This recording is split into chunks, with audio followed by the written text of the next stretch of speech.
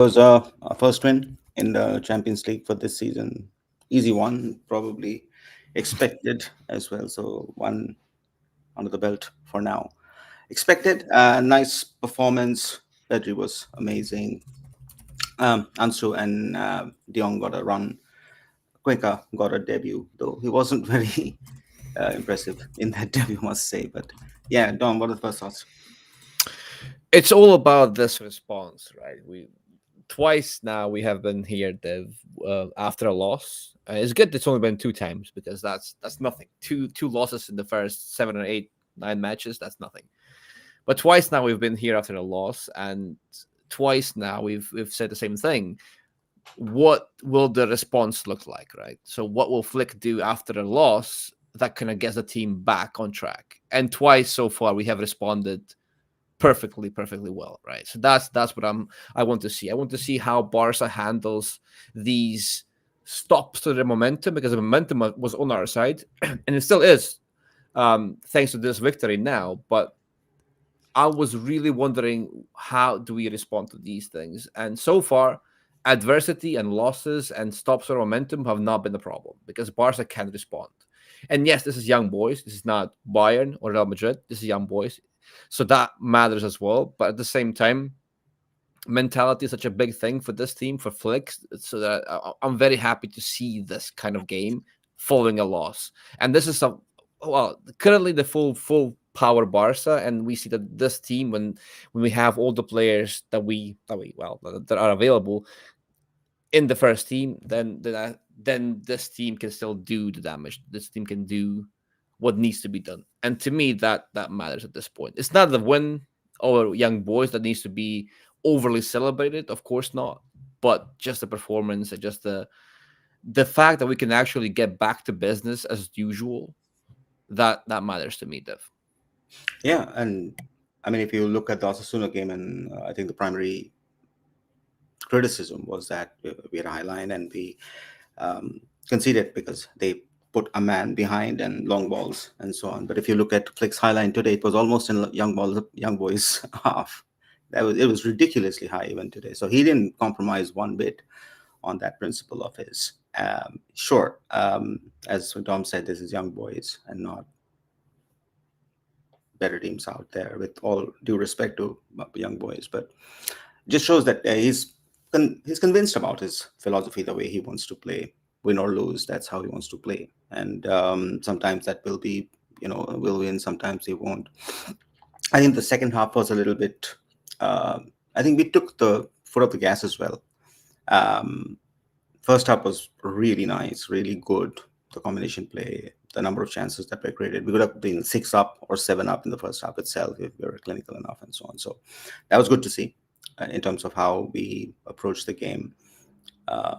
What would, however, feel that, and there's been a question about, like what happens when all the 8 players who we have missing come back? Do they make this team better or not?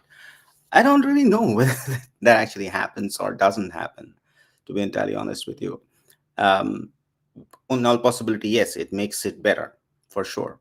But as you saw today, like it will take time for a Frankie De Jong to integrate, for an Ansu Fati to integrate, for a Ronald Araujo to integrate. Whoever comes in new, it'll take time for that person to integrate within this squad and make it better than what it is. Right now, this combination works. I think with Danny Olmo, it works very well. Just what we have on the pitch as we saw today. And amazing shifts from Rafinha, amazing shifts from Lamine and Pedri in that first half. It was really good to see that. And you add, so I think the player that I'm probably missing the most at this moment is Dani Olmo. And I think if he's back for the Bayern and the Real Madrid games, it'll be good for us. But the rest, even if they come back, it's going to take a little time for them to just really integrate within the system um, and bring that collective, you know, display better than what we have been seeing till now. I think you're on mute, Tom. Yeah, sorry. Yeah, so I was, as I was trying to say, yeah, this is exactly that's a good point, Dev, because you saw it against Osasuna as well. You had so many different players on the pitch that the dynamic was off completely. The synergy wasn't there. These players didn't know how to properly play with each other. They're all fine players in their own regard. It's not a criticism of their quality. It was more like as a collective, they were not there on that same level, right? Whereas this team that we saw today was, and of course, when you put in an Ansu Fati in there, a Frankie De Jong in there, Ronald Araujo in there, after such a long time, despite their quality, they will struggle, and the collective will look a bit off because these players are not used to playing in this way under a flick together because they've not had much time to do so.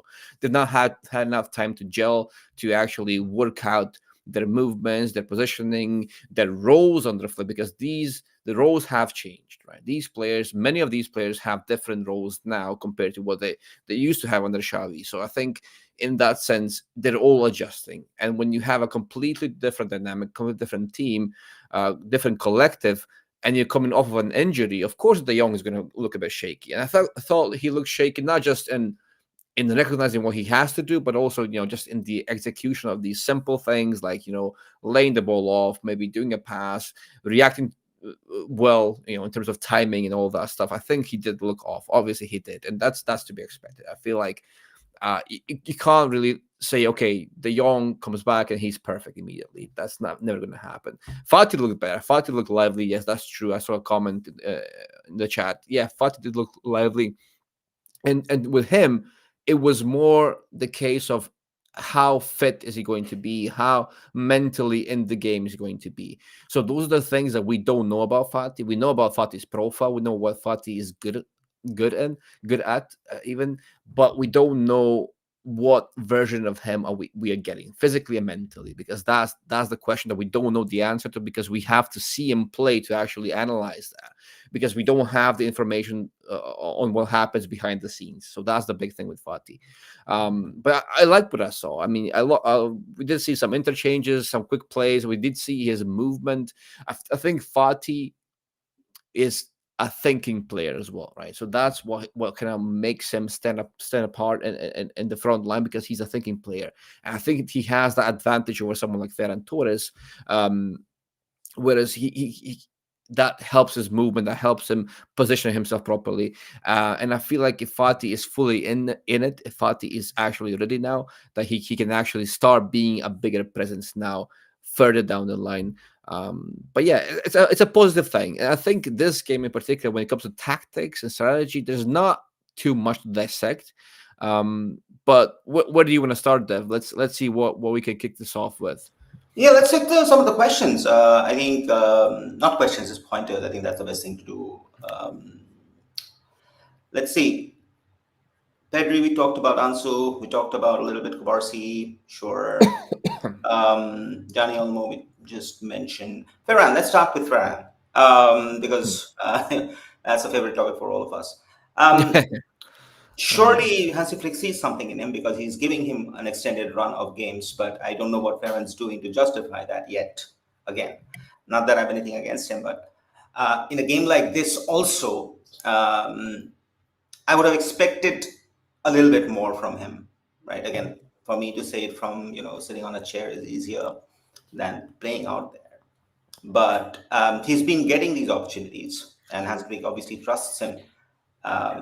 And maybe he's a great sport player, right? And he does, and he probably creates chances and what have you. But for a player of his profile, it is kind of necessary or important or needed that he gets some scores in games like these, for his own confidence, for the teams as well, and so on. So yeah, that was he bad? No. Was he good? Not really. He was just Ferran. That's how he has been consistently. So I'm very open to thoughts and comments from people who are already there, or Tom, from you. It's always the thing kind of with Ferran Torres. I mean, obviously as a profile, we keep talking about this, guys. So I don't want to repeat myself too much, but Ferran as a profile fits Flick's idea of a left winger. He fits Flick's idea of whatever it is that he considers maybe even a Lewandowski substitute or something like that. but he's not really doing enough, right? To me, after this display, especially because this is the game where you can actually stat pad, you can actually score goals, and you can make yourself look better than you might be, right? So that's kind of my view. This was the game where Ferran Torres had to be like, okay, now I'm gonna show these guys that I still have that something in me, that I can actually put my better foot forward, and I can actually maybe warrant that space in the team. But I don't really think that he did that today. I mean, for all his attributes and the pros and the strengths that his profile brings, he didn't show any of that today, right? Even if it's purely physical, where he just has to run and press and be that body in midfield when he inverts, or be that body that drags markers away, he doesn't do that enough.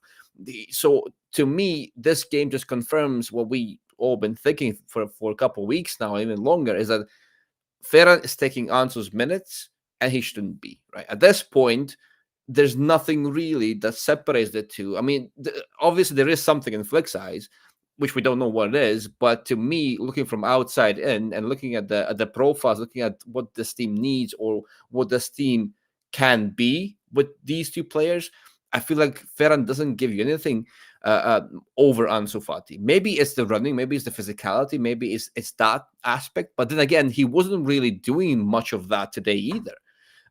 So even that is a big question to me now. And yes, Dom, so you say that he's a system player. He is a system player. He needs patterns. Ferran, that's one of the biggest differences between Ferran and Ansu, is in the way they function within a system, right? So Ferran is someone who needs patterns, who needs repeatability. He needs to be told exactly what's going to happen in every moment of the game. And once he knows that, once he knows the game plan, once he knows that the ball will come from this angle or that angle, once he knows that the ball will go high or low in this or that situation, he will be there in the right place at the right time, and he can score you goals, right? That's why Ferran is a system player, as Domson says, whereas Ansu Fati is more instinctive. He will get the ball in suboptimal positions, and then he will create the angles for himself.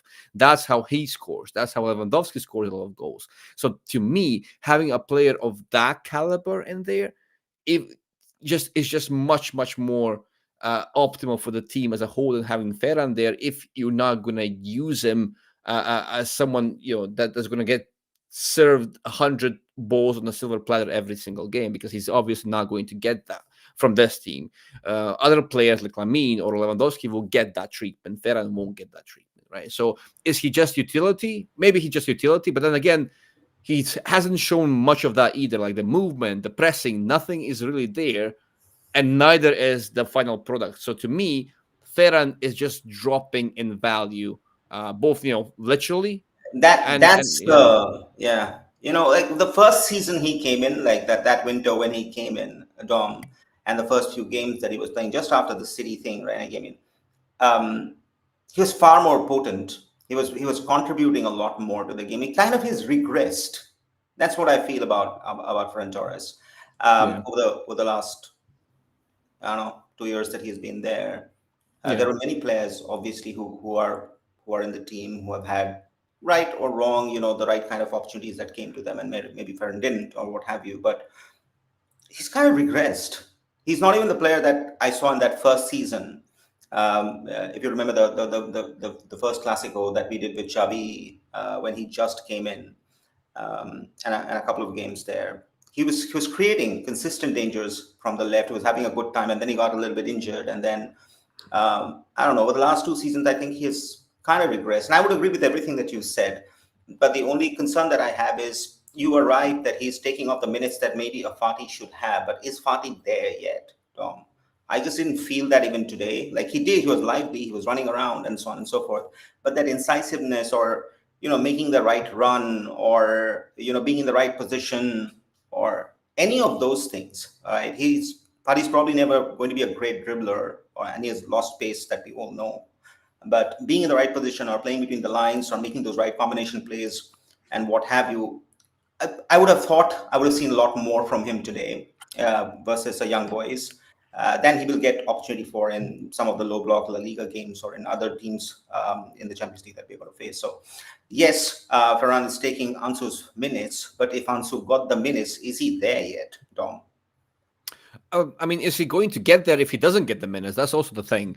You can True. you can True. prepare for the games in training sessions. So absolutely you can, but match sharpness and match readiness are two different things. Right? He can be match ready, but not match sharp because he's just not playing enough. So these first half an hour, of course, they were not perfect. He wasn't really, setting the stage on fire. I wouldn't say so. So I do agree with you in that respect. But also, how much did we expect from him in this in that game state coming after a long time of not playing and also the team around him is kind of they were kind of done with this game anyway. They were just kind of playing. They were having fun a little bit. They were not really trying really super hard. I think Ansu was in his mind. That was his chance. He has to prove himself. But the rest of the team was like, okay, yeah, fine. This game is done anyway. So we're not really going all out. We're not really doing the best that we can potentially. So I don't think it's a weird game state to feature in. I would say, but it also tells you a lot about what Flick thinks because this is the only game state in which he feels like Ansu can go and get his chance. That's a big thing when it comes to Ansu Fati because when the game is in the balance, hanging the balance, you need goals. You're not really won yet. We're yet to see Fati feature as this differential quality off the bench because I don't think that Flick sees him. To your point, Dev, I don't think Flick sees him as such just yet. Otherwise, we would see Fati in these situations with Barca need a goal, with Barca are actually in need of some magic from the bench. Well, in those scenarios, Fati doesn't really cross Fleck's mind as much as we would love for him to. So in that sense, yes, I would agree that he's not really there yet. But then again, he needs these minutes. He needs to be match sharp to be able to actually beat that difference off the bench. Which it's fair to say that he's not yet. He's not yet. Yeah, and for all the fans, we're not against Ansu Fati.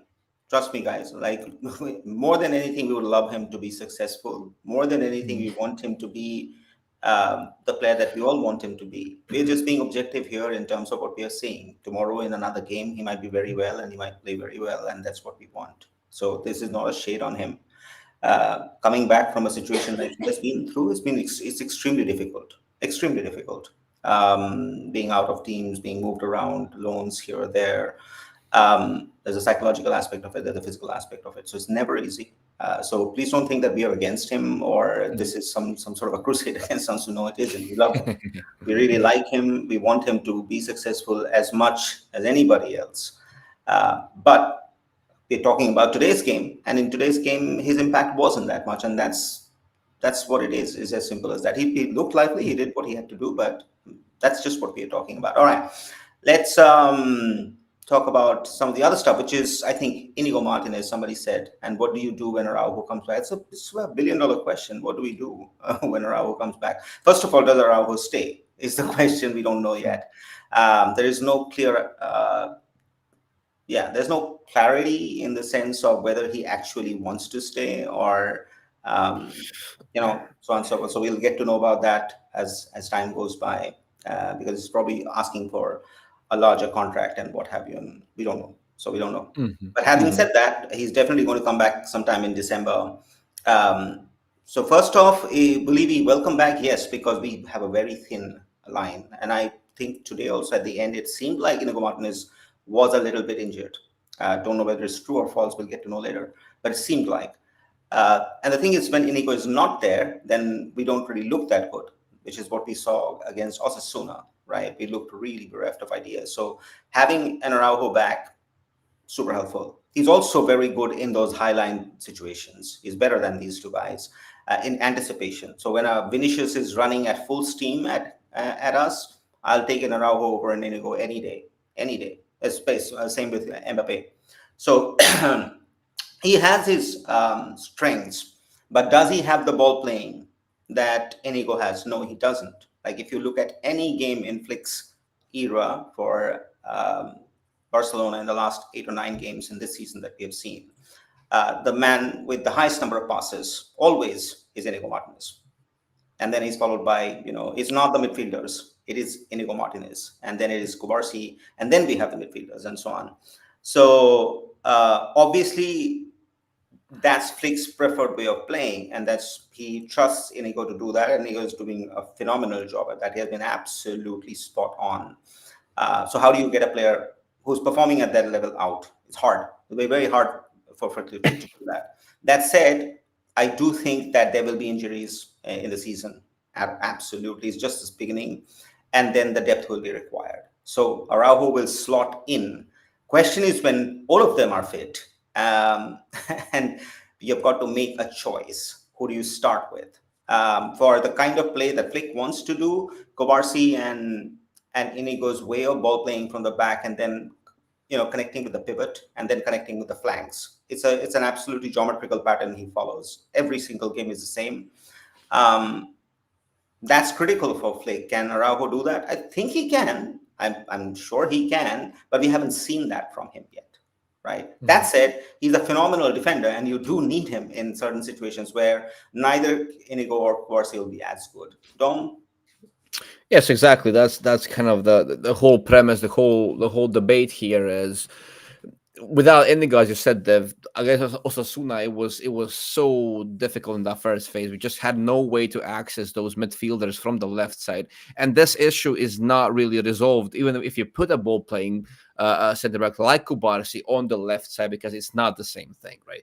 As a right footer, he cannot do the same job as a left footer like Indigo can, right? It's just he can play the ball into the midfield from the right angle. Sure, he can, but it takes him more time. He has to readjust his body a little bit. He can't really play it first time either. So Barca's build-up was so much slower, and it was much more painful because we just couldn't get to the Pedris and Casados and all those players up front because just the access wasn't there, right? So this issue is not fixed by just putting Araujo on the right and then move Kubarsi to the left. It doesn't really work that way, unfortunately. So Indigo remains a huge part of this lineup. And as long as Flick um, persists with this idea, that the backline needs to be super vertical and super quick in their distribution, then Araujo might struggle. He just might struggle. Now, the high line is also a way to maybe compensate for not having Araujo, because when you have an Araujo, you can maybe you can afford having those foot races. You can have Araujo chasing these wingers into the space behind you. But if you don't have him, the best way to tackle that is to either stop the ball at the source, as we keep saying, or you you make sure that you don't have to run against those players. And how do you do that? You catch them offside, right? So that's one of the ways to tackle that. So you don't have Araujo, make sure you don't have to run as much. You don't have to race these forwards in open space as much. So I feel like that the high line, the effectiveness of the high line is has been made with that in mind. So I feel like that's a way to compensate for not having Araujo in the team as well. You could think of it that way at least. But yeah, it'll be a tough decision to make. And you have Christensen as well, who can come in theory and do a job as well. But again, he's not a left footer. His build up impact is good, but also off the right side more than left side. So no one can really replace what Inigo brings you on the ball. Look at this game, for example. From the minute one, he accessed Lamine in the first 5 minutes like 5 or 6 times. It was insane. So even if it's a long ball over the top, if it's a line breaking pass, Inigo does it so well from the left side, and you don't have that from anyone else. So it's a big thing, I would say. Yeah, a big thing. I think you have a question, Dom, from Aravind. He has said this three times already. So yeah, you should take this one. Okay, at times there was no player in the pivot position from build up till the ball gets to the attacking third. So is this a way of proofing the lack of a natural uh, in a sense, but I also see that's what we kept doing for the last couple of streams here, guys, where Barca were winning, but at the same time we were like, okay, there were still issues structurally, there were still problems that Barca faced, and we have to emphasize those, we have to mention those, because better teams will take advantage of that. No, you're right. Actually, there was no pivot there. There was no body in that area in certain aspects of the game, certain points in the game, because Barca lacked compactness. this. Barca were kind of disjointed in certain times, and today it did not really matter because young boys could not really keep up with us. We scored too many goals anyway, so it was fine. But the lack of compactness and the space in midfield that it creates is it will create a lot of difficulties for us both in possession and out of possession.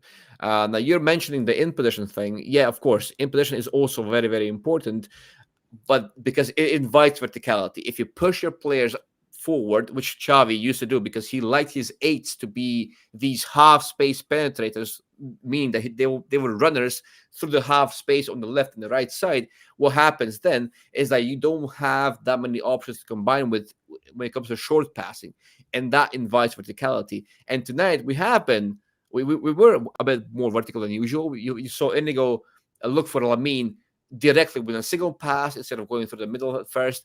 And I feel like that can work to a certain extent, but it also leaves you vulnerable because it naturally increases the distances between the players, right? If you go long all the time and if you go directly into the final third with a single pass, that means that your players need to push up, they need to attack the space, attack the ball, the goal that's going up high and up forward, and that increases the distances between your players. And that means less combination play, but also means less compactness in counter pressing. So it is a real issue, and I saw that in action today. And I bet that Bayern Munich were watching and Real Madrid were watching as well, and that remains a big issue for me, guys. I know it's nice to see us win 5-0, but the issues are still there, and they will need to be addressed sooner rather than later.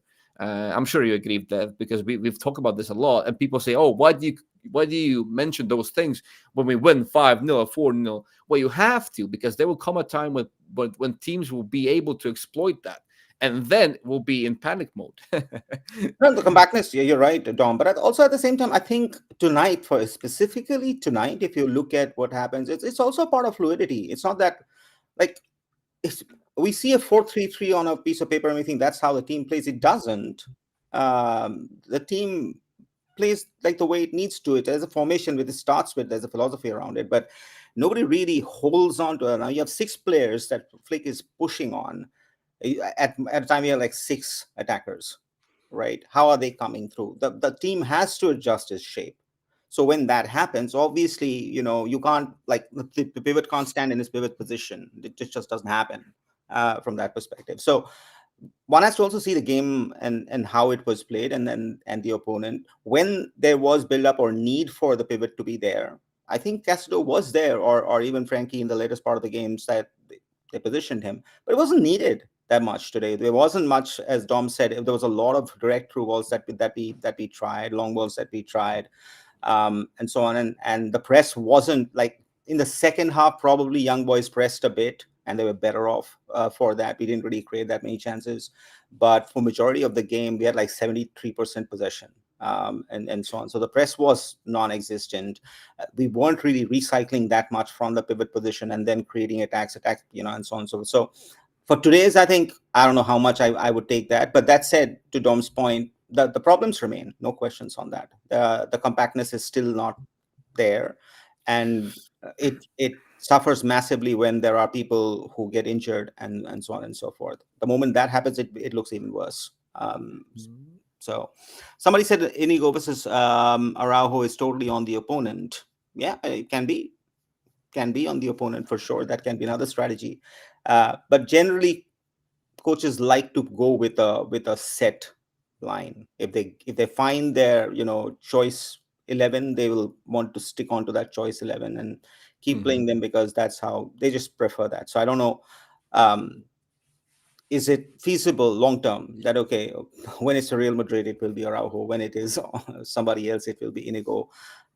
Don't know whether that can happen for sure. I'm not Hansi Flick, so I can't say what he will do, but that was something that. But Dom, what's your Yeah, thought on this? it might happen, but you have this unwritten rule in football. If you ask a coach what would be a huge mistake, he would say that it would be a huge mistake to break up a partnership that works, right? Yeah. So you have Inigo and Kubarsi, and this seems to be working. Barca getting wins. They're not conceding too many goals. They are conceding chances. Yeah, they are. There are some shaky moments here and there, but as a whole, in general, I think this partnership, the center back partnership, is working. So it would be unwise, let's put it that way, to just break it up just because For you the have heck an of Araujo breaking it up. commitment. Yeah, yeah, yeah. So I think from that perspective, I would still say that okay, if this continues performing and Barca can actually sustain this success with not considering goals, and Indigo and Kubarsi being such a huge part of our build up there, I feel like Flick just might say, okay, Araujo, you're back. It's wonderful to have you back, but we'll see. You have to earn your spot, right? You have to earn your way back into the team. And of course, Araujo has these traits, these physical and mental traits, and all that as a profile, as a player that no one else in the team has. And he will always have that. And when you look at center backs, no matter how good they are on the ball, the defensive side of things matters a lot. Always, always. No matter what team you have, what style of play you have, Araujo's profile will always be relevant. Not just relevant, it will always be important, right? So it would be, we can't just rule him out, but at the same time, to just break up this partnership would also be unwise. And I feel like Flick feels the same. I think, at least I would say so, at least at this point. So even if Araujo comes back, when he comes back, I think Indigo will retain his spot at least for a while until we see that Araujo can actually have a greater impact on the team than Indigo. At which point, okay, we can have this conversation. You can maybe swap them over, rotate them, whatever you want to do. But for the time being, I think this is what we're gonna see in the near future for Barcelona, as it should be, Dev, as it should be. I think. So there's another question on whether we prefer Raphinha on the left wing or as a Trecorista. I would say for this Barca and this team, not on the left wing. We still need an elite left winger. That's just my take. Dom, what do you think? Trequartistas are generally between the lines, right? They're kind of in the pockets. I don't like Rafinha in the pockets. I keep saying that. I don't like him in the pockets. Depends on what you want to do, right? If you want to control the game, if you want the combination play, if you want so many central combinations, if you want to pass through the opposition, like a hot knife through butter, you don't really put Rafinha in there. I don't think he gives you that. Well, he gives you a type of directness. He gives you some speed. He gives you some movement, right? Off the ball things as well. But he doesn't give you what Olmo gives you. If you have Olmo in there, that's a completely different situation, right? So I would still not go for a Rafinha between the lines. I don't think it's something that's his calling long term. He is a winger. He's just not a wide winger. He's just not a winger that hugs the touchline and that dribbles and crosses a lot. That's not him either.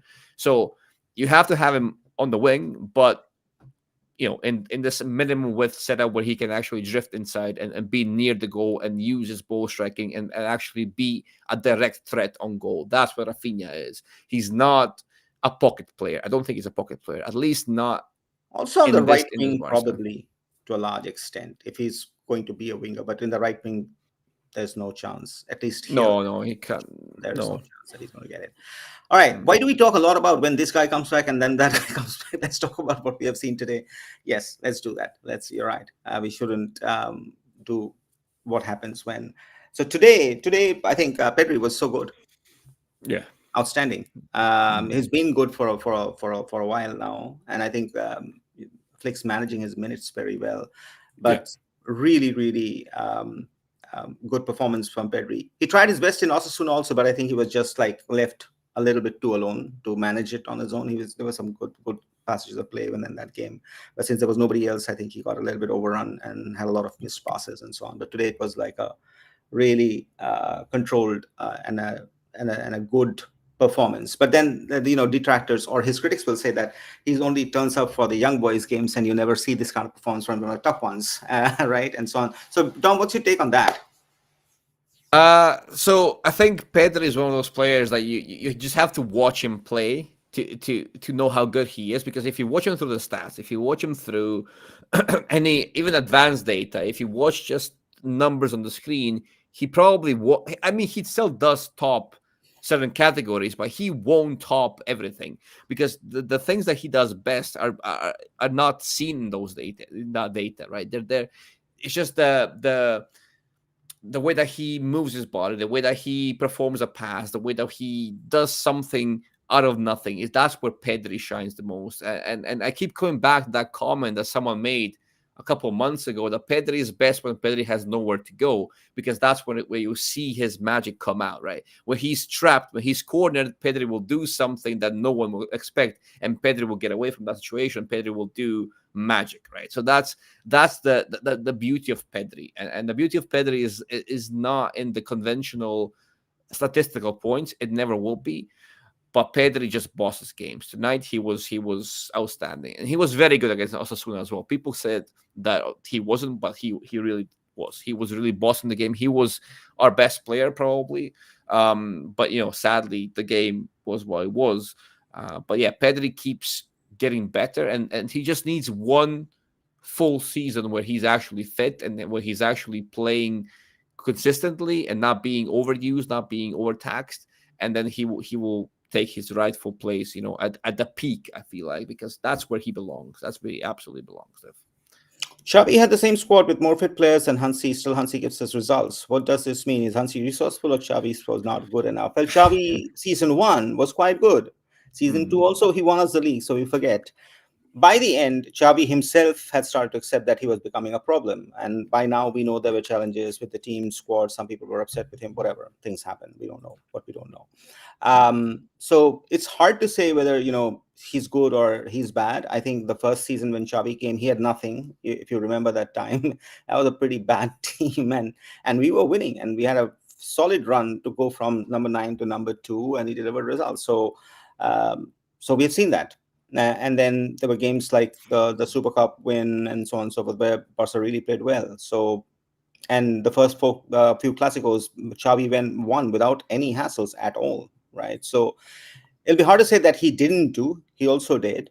But that said, I think Flick has Flick is much more, I think, experienced, a lot more experienced. So the team has a very clear idea of what they need to do under him. Whether that's right or wrong, that can be debated. Somebody can say this is the right way of playing or wrong way of playing, whatever. We shouldn't have a high line, or we should have a high line. That will always be there.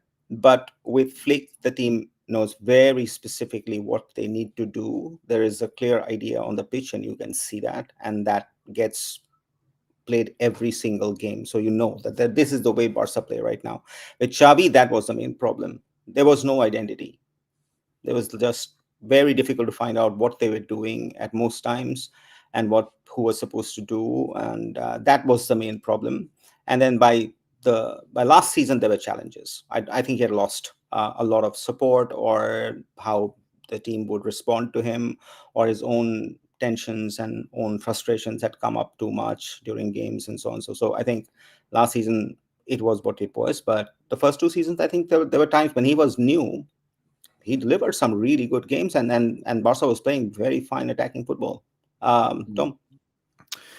Yes, true. I mean, it's still far too early to say, but as of right now, yes, I would agree, Dev, that we do see a lot more instruction, a lot more clarity from Flick. We see a lot more um, guidelines, right? He's not giving them advice. He's giving them instructions. He's telling them, okay, you do this, you do that. Every role is well defined. Every area of the pitch is well defined. Now, again, to Dev's point, that may or may not be the best way to play football.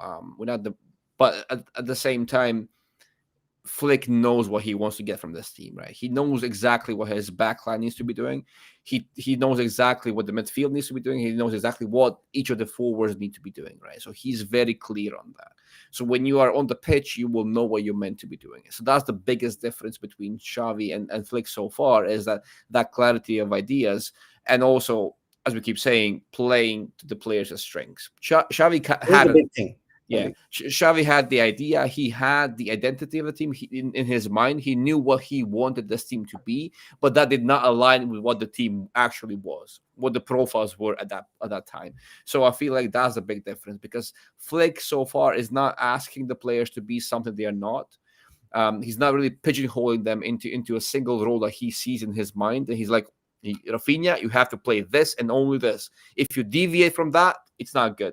So it's not like that. He sees something in Rafinha. He knows his profile, his strengths, and he tells him, okay, you will be the most successful in this role because it aligns with your strengths. That's what Flick is doing at this moment. So, and that's what I like the most about Flick. It's all about that profile distribution because you put the players into positions where they will thrive, and that's more than half the job done. Right, just getting the best out of your players, maximizing them, optimizing them. That's what the coach does, right? And then there's the whole mentality thing because Barca do look a bit sharper. They do look a bit more confident. They do look like they believe in whatever is happening right now, and that's huge. That's also huge. So we'll see how long it lasts, though. Right? If this can last, if it's sustainable, brilliant.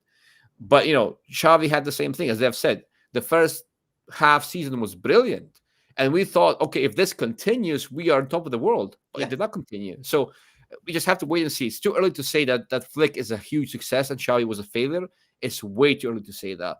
I mean, I hope that Flick is a big success, but we can't tell that just now. Not yet. Because I remember that time, like, and we were saying, I think it had just come in and they just started winning a little bit. And we were saying, hey, if this Mhm. continues, like, can Xavi be there for 6-7 years? Like, that was Mhm. what the fan base was talking about. So things change. I don't know. Like, first of all, we have to be successful. Second of all, trophies need to come. Without wins, there is nothing. The players themselves will turn against the coach. So there are many things that need to happen from that perspective, and we're nowhere there. We're just 9 games into the season, probably. So hopefully he wins. Hopefully, if he wins, the team harmony can be kept. Better players can come through, and if that happens, then we'll know. And then maybe 2 years down the line, we can compare 2 years from Xavi and 2 years Yeah. from Flick, what was better. Right now, I think it's just way too early to say that um, this against that. It's just we're just watching. It's we're happy that we're winning this way, so that's great, and so on. So, but yeah, okay, let's keep going. Did you see Nico Williams remove Bilbao affiliations? Yes, that was big news. That was all over Twitter. Yeah, Nico Williams Yeah. has removed Bilbao, and what does that mean? If we get him, we keep Rafinha, right? I think yeah, I think we keep Rafinha. Almost seems to be unreliable. Yes, we knew that. The depth is required. Yes, that is needed absolutely. But having said that, I don't know. Like, I think with the we just saw the financial numbers come out. Without the Barca studio stuff, I think we had a profit of about 12 million, which means if the Nike deal goes through, they will be back in 1:1. And if they are back into 1:1 with the wage bill that they have right now, based on what is being said, I'm no expert on this, but just reading off what has been published, we can possibly spend big on a player. And if we do that, is that Nico Williams or Rafael Leao or somebody else? We don't know. Uh, but if you go by the agents, Laporta definitely knows their agents. So no idea. Will they go? Probably they will go for somebody. And will a profile like him be useful for us? Yes. But that said, has Nico Williams really lit the stage on fire this year in La Liga? Hasn't yet. His last season was much better with Bilbao. If you look into just how the games have gone, so there are many things like that. The profile super important. Danny Elmo can be dependent on him. Not really if you go by his injury history per se. And yes, this Rafinha you keep. He's the captain of your team. You can't, you genuinely do not sell him out because he was voted captain by the players themselves. So, but Dom, your thoughts? Yeah, I feel like the Nico Williams train might have passed, right? Because as they've said, if you really want to go big and you have the capacity to go big, theoretically at least next year, do you really want to go for Nico Williams over, a Leao or a Haaland? If those players are available, you're never going to go for Nico Williams. As good as I think he is, and he is very good. He's a big talent. And I think that he should have been a Barca player this now, but going forward, if you have the money to spend on a better player or more developed player, a player who actually is a true game breaker in every sense, then you go for that player instead of Nico Williams. Yeah, I And would that's no agree. shade of Nico, but yeah, that's just the way it is. So Nico was the more sensible option in a time where Barca don't have the money, but they still need someone of his profile, of his ilk, of his potential, of his capacity to change games. Because I think he would have been successful for Barcelona. He would have been great for Barcelona. But the This thing is, yeah. The thing is, he was also quite cheap for a winger of that type, right? Because he has the potential to be one of the best players in his position. But to get him for what was it, 50 million or something? That's relatively cheap for such a player, right? But if you have more money to spend, and you can actually spend it on one big player, then you probably don't go for Nico Williams. That's no shit on him, but you just don't do that anymore. So I feel like that's also not the signing that keeps Laporta in his job, and Laporta will want a signing that will keep him in that president seat. So Nico yeah, Williams probably doesn't. That's the thing as well. yeah, and if he comes, he comes. Like Yeah. we still don't know what Barca's financial situation is. If they decide to buy a goalkeeper, whatever, we just don't know what it is. So hard Mm, to conjecture. Um, that profile is definitely helpful for sure. So mm, either Nico or somebody else, and that comes through. One thing Xavi lost was Europe. That damaged his reputation. Yeah, it was. I think you're 100% right. When you keep dropping to Europa, when you keep those defeats keep happening, it did not allow him to come out. Like a couple of good strong wins would have cemented his position, but he was unlucky. I think he managed some games, he managed really well, like the Bayern game in his first year, the second year, even the oh yeah. PSG game, he managed it really well. It was unlucky that he didn't win it, but he managed Yeah. those games really, really well, like any good coach would have. And full credit to him. Had he won those games, the narrative would have been very, very different. I 100% agree. 100% agree that the narrative would have been very different, and then he would have learned. Over time, he himself would have learned and become better and what have you.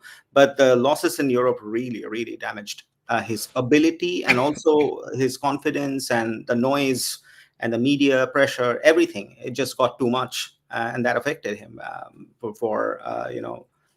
so yeah. I mean, that would be my thing. Dom, any thoughts? Yes, Europe is. We keep saying it's not. It shouldn't be our goal, but at the same time, when you're a team of Barca's caliber, of Barca's reputation, of Barca's history, of Barca's uniqueness, you're always under a microscope, and especially when you play in Europe, especially because of the last couple of seasons, or not just couple of seasons, but more than that, because Barca have been very ineffective in Europe, and now everyone wants to see, can Barca actually recover their champagne football, their royalty in Europe. So it's always going to be a point of interest to many, if not everyone, in world of football. So yes, you have to perform in Europe to a certain extent. We don't expect miracles, but we do want to, if we go out, which we likely will go out, not in the group stages, hopefully, but further down the line, we want to go out, with our heads high. That's what Head I'm high. trying to say. Right, head high. Just don't be embarrassed of your performance. Accept your limitations, but also give your best. That's what we want to do. And now we have Bayern next. I think, and that's going to be That will interesting. that will That will really prove us. Like in Xavi's yeah. tenure, I think that game with Manchester United that he lost, that still hurts me. He could have Mhm, easily won. We could have easily won that game, and we mhm. just, I don't know what we did on that in that tie, but it was just, and that was another Europa for us. So yeah, it was just yeah. He had bad luck or something. That Yeah. definitely did not help him from that perspective. All right, let's go and see some more things from here. Somebody talked about Balde. Let's take that one, and then we'll take the other ones. Priority, who do we sign? Winger, fullback. Yes, these are good ones. So Balde, somebody said Balde and final third. He has to improve. He has to improve a lot in the final third. I've said, like, personally for me, he's great. Mhm. He's lots of speed, energy, the right kind of profile, the right kind of player that we need, and definitely the kind of future. But his input in the final third has to be better if he wants to be elite. That's all. He's great, but if he wants to be elite and those one of those, uh, yeah, those top five, top three, top whatever, then his ball distribution in the final third, cutbacks, the way he finds players, the way he associates, the way he beats his marker, the way he releases the run. Yeah, those will have to improve. He has everything else, but that still needs work, according to me. Dom. Mhm. It does need work. I mean, there's no escaping that fact. But we keep going back to that. But if that's what Flick wants him to do, if that's what Flick thinks Balder needs to be, then absolutely that needs to improve. Because at the moment, as such a profile, a width holder, an overlapping presence, a crosser, a creator, Baldy does not tick those boxes just yet. Not on the highest of levels that we would need him to, right? He ticks many other boxes, but if this is what he will be tasked to do, which is hold the flank on his own, hold the width on his own, and beat his man, and then play those cutbacks and those crosses into the box. If that's what he needs to be doing under Hansi Flick, then yes, this absolutely needs to improve.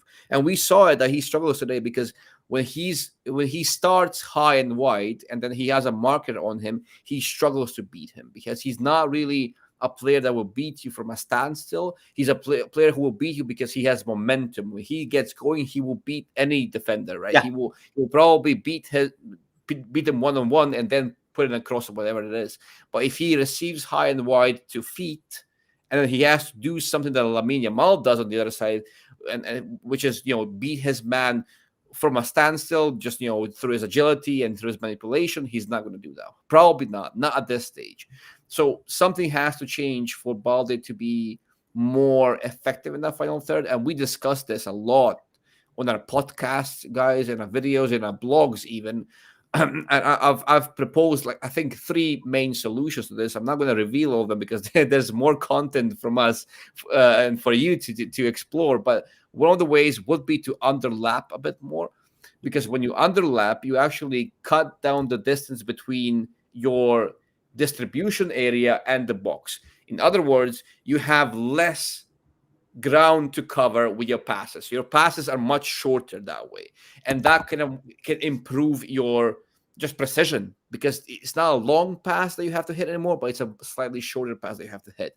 So when you shorten that distance, when you in underlap, that could theoretically help you out in that situation. So that would be one of the things that he can do to kind of improve on that product that he has, the final product that he doesn't have actually. The other thing would be potentially just work on his ball striking, just work on those crosses.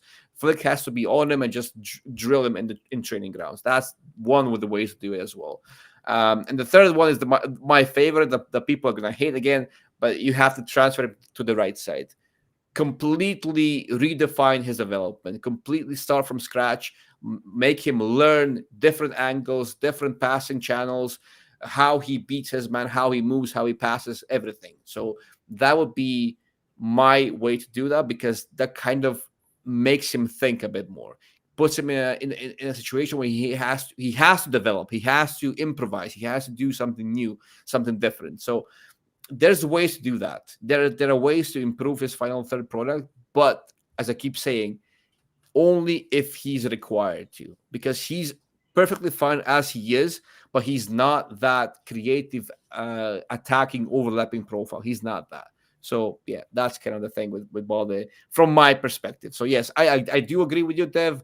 At the same time, I think he doesn't need to be that unless he's specifically asked to be yeah, that. If that's the case, then yes, he needs to improve that. yeah. And you've been consistent on this, so we have this consistent thought on this. Like, Yeah. he can be a player but who doesn't need to do that, and if he doesn't, then he's great. I think, for me, a player of Balde's role in Barca has to do Mhm. that. It just comes with this role.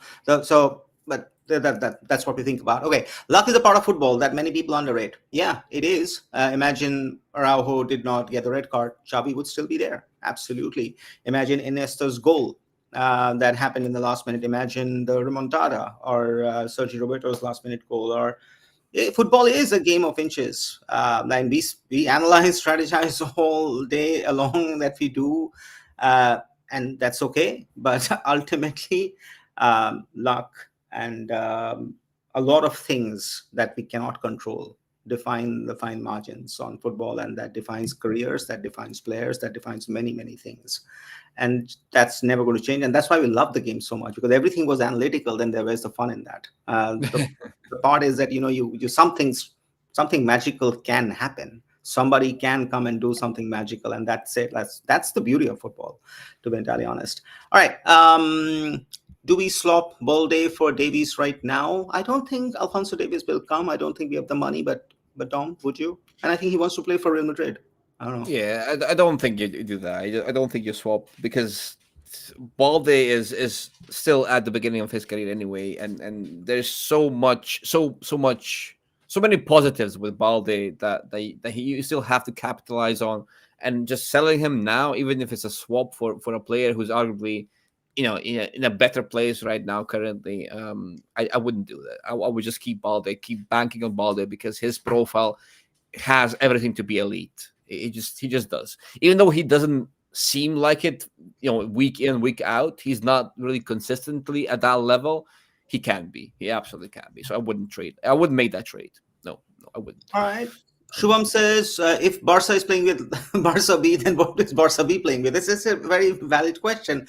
I think, yeah, we are playing with too many of their players, and they're not doing that well in the league this year, like they were under Rafa Marquez. But I think the whole point of Barca B was to create players and feed the first team. And with the first team, given the situation that we have, injuries, consistency, and all of that. So I think that is affecting Barca B's progress and coaching and what have you. And I don't think that's going to stop anytime soon until we get to a place where we are a little bit more stabilized ourselves in terms of how the team is. Or that first 14, 15 players who always play, who always come out, who are every single game out there. So I think until that happens, we will keep rating Barca B. Flick will keep doing that, and so on. Associated with that was the Cuenca question. He looked really, really hard done when pushed by, Uh, physical, strong players. He looked out of place. He might just have considered as a goal by playing off, playing the player on side. And the other one also, he struggled. He struggled. But that said, he's young. He's a kid. So I think, yeah, that's very hard to say in 10 minutes whether it's good or bad. yeah, Uh, yeah. in the situation, he got caught out. But that doesn't mean that we know exactly how he is. Different game, different situation, different positioning, what have you, and probably he plays better. Mm. Obviously, Flick sees something in him; otherwise, he wouldn't be given the debut.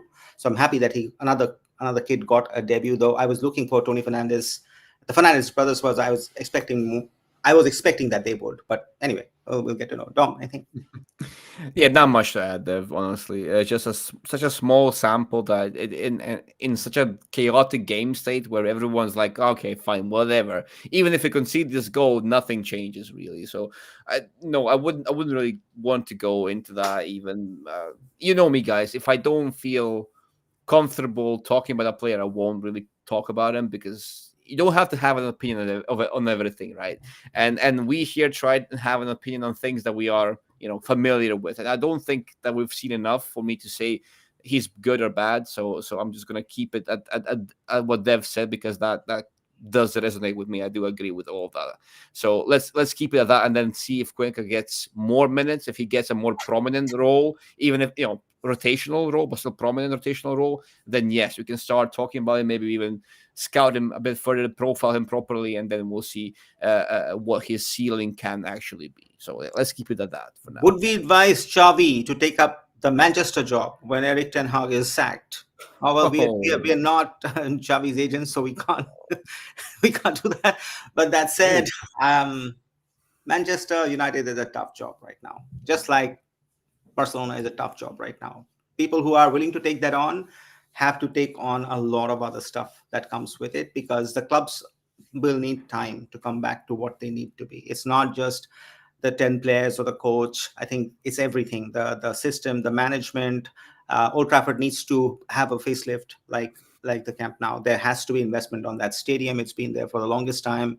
So investments will be needed, which means player investments won't be there for some time, and they'll have to do that. Even if you're a billionaire, you'll still have to go and pay the money and so on. So Manchester United won't be an easy job for some time, even now.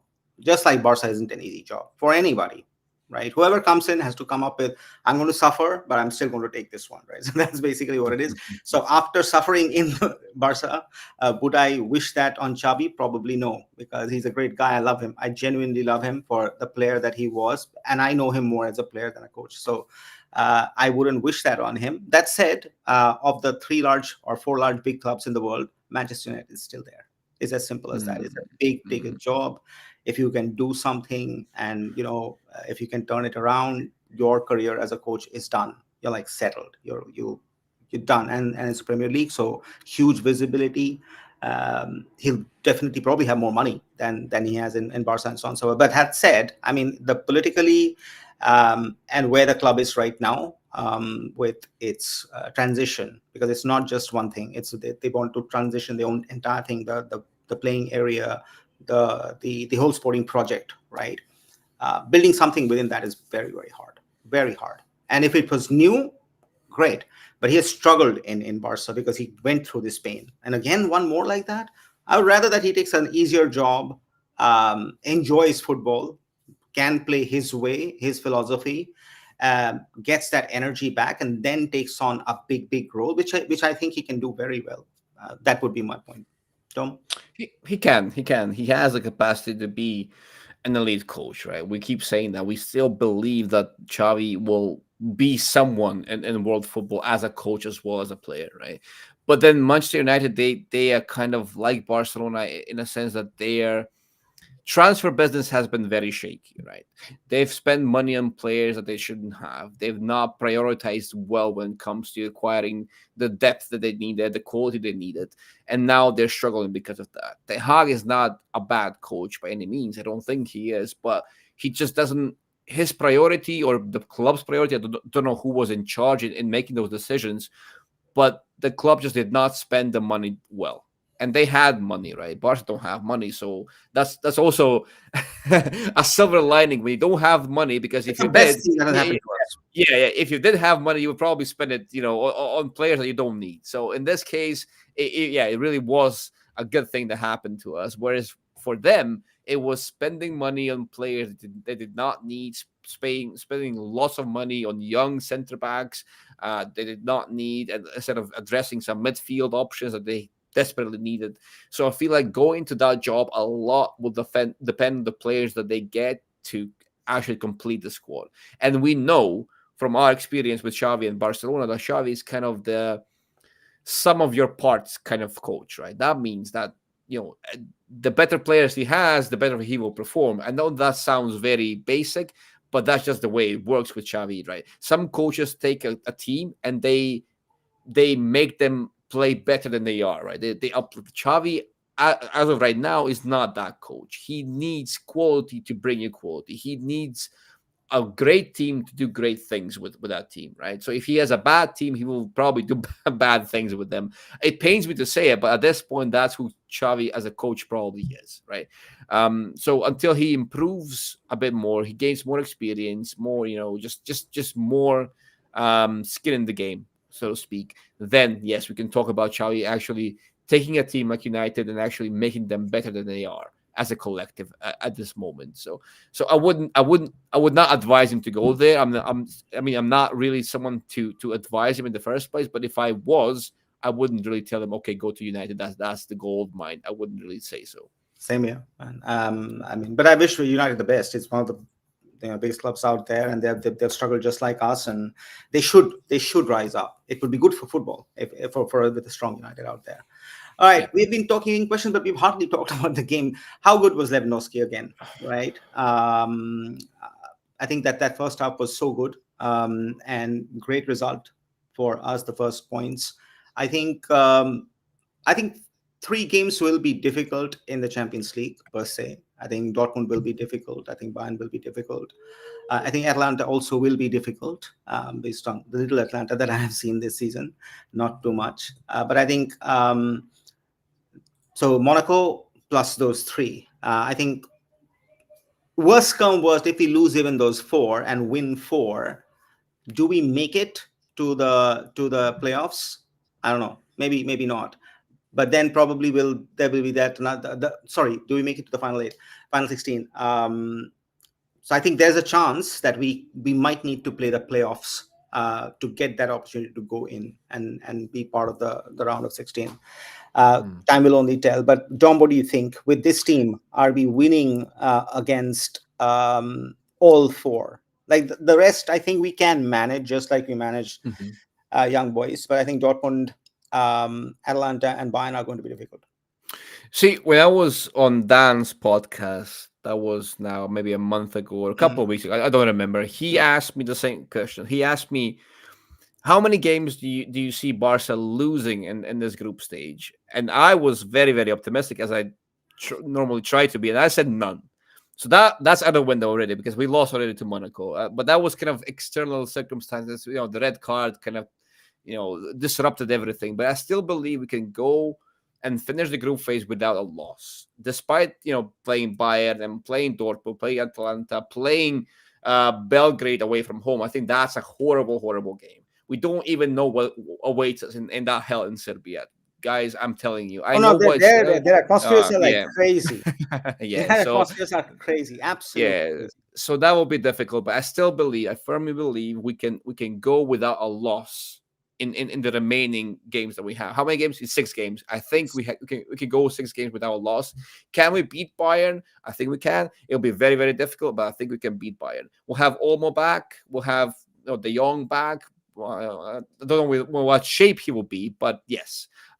So I'm still fully confident that we'll go through this and survive. Not only survive, but we'll do well.